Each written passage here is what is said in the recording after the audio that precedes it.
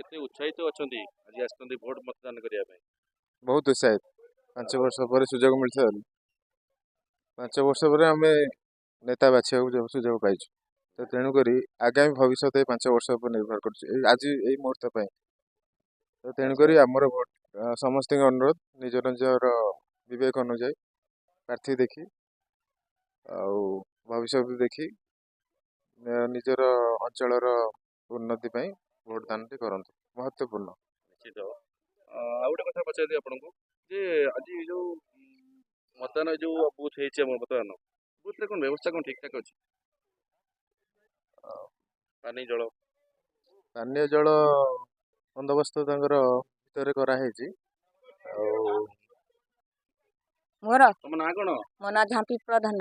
ଆଚ୍ଛା, ଆଜି ଭୋଟ ଦେବା ପାଇଁ ଆସିଛନ୍ତି ଆପଣ, କେତେ ଉତ୍ସାହିତ ଅଛନ୍ତି? ହଁ ଢେର ଉଚ୍ଚାରିତ ଅଛି। 5 ବର୍ଷ ପରେ ପୁଣି ପୁନର୍ବାର ଆପଣ ଭୋଟ ଦେବାକୁ ଆସିଛନ୍ତି। ଆଉ ଶାନ୍ତି ଶୃଙ୍ଖଳା ସହିତ ଭୋଟ ଦିଆ ମତଦାନ ଏଠି ଚାଲିଛି ତ? ହଁ ଆଉ ଖୁସି ଅଛନ୍ତି? ଆଉ କଣ କହିବେ, ଉଚିତ ପ୍ରାର୍ଥୀ ବାଛିଛନ୍ତି ନା କାହା ପ୍ରେସରରେ ବାଛିଛନ୍ତି? ନାଇଁ ନାଇଁ ଉଚିତ ପ୍ରାର୍ଥୀ ନିଜ ବାଛିଛନ୍ତି ତ?